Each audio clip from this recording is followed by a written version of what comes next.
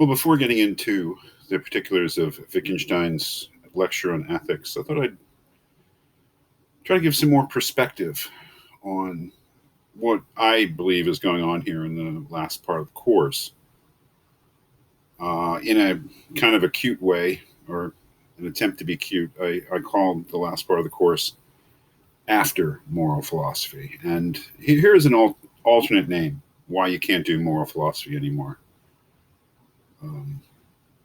As a way of thinking about these last four texts as a whole, is that I would say that each one of us gives a kind of an answer, an affirmative answer to that question. That is an answer that says, yes, you can't do moral philosophy anymore, and here's why. You could think of each one of the authors starting that way. Ruth Benedict, I mean, she doesn't come out and say this, all right? So don't quote her because she doesn't say this. But I would say that an implication of her Anthropology and the Abnormal, the why,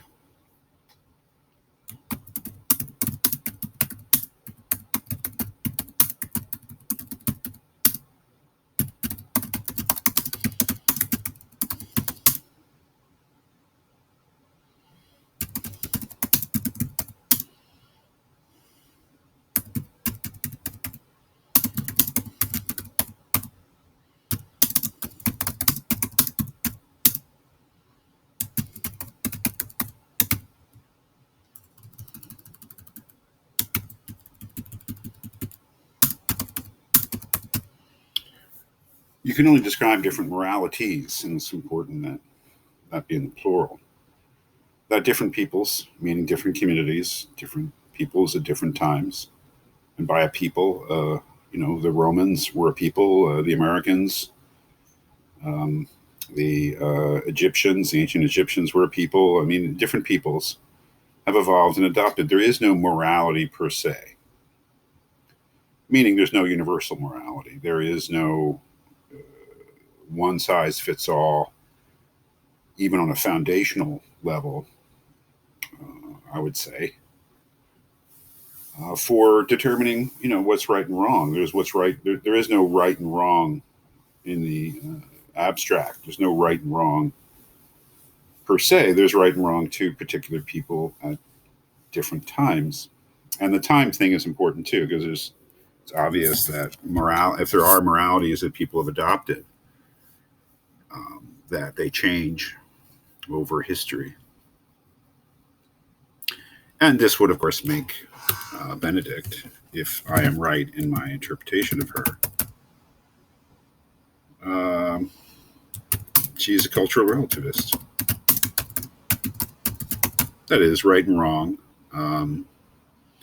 When it comes to morality, right and wrong are really a matter of culture. And what we consider to be right and wrong differ widely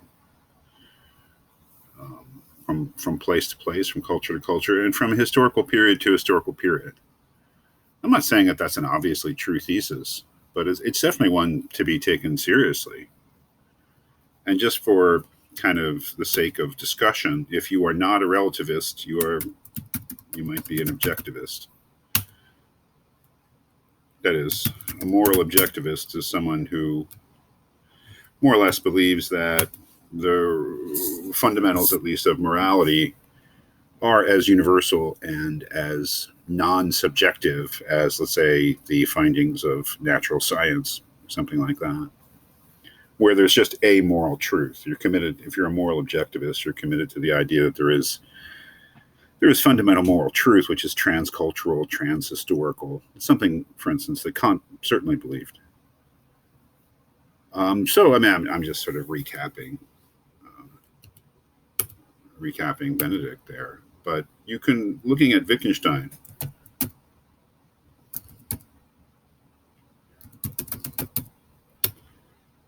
he also, I think, can be thought of as, saying this. You can't do moral philosophy anymore. You never could, actually. We thought we could, but we couldn't. And here's why. And his approach is entirely different from his reasoning, I would say, is entirely different from Benedict's. And as we'll see, but the short answer, I believe,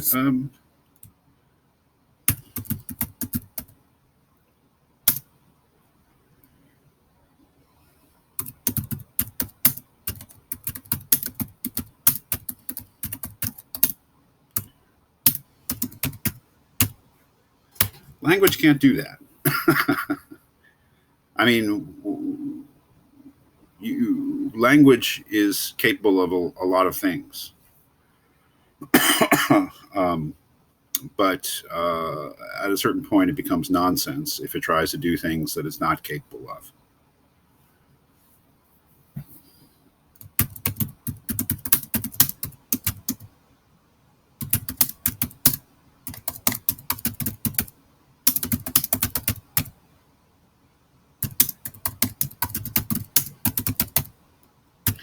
Language is capable of describing the world, describing facts.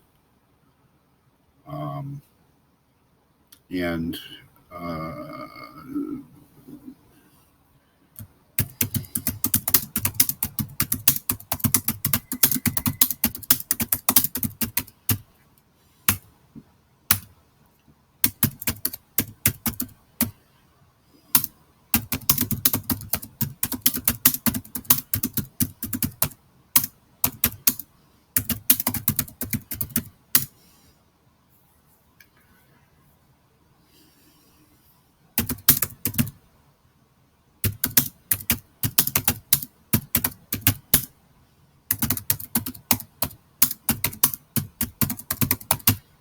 morality, or speaking about morality, or making moral judgments, let's say, is an attempt to use language to do something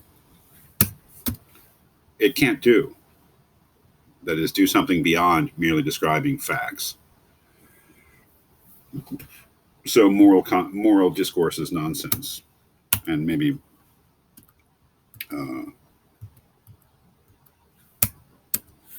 maybe one of the missing parts of that is there are no moral facts. The very idea doesn't make any sense. So we have to look at why he says this, and we certainly will in the videos. But just to give some kind of overview of what's going on in this part of the course, and how you might think of the text that we're reading, and what kind of binds them together.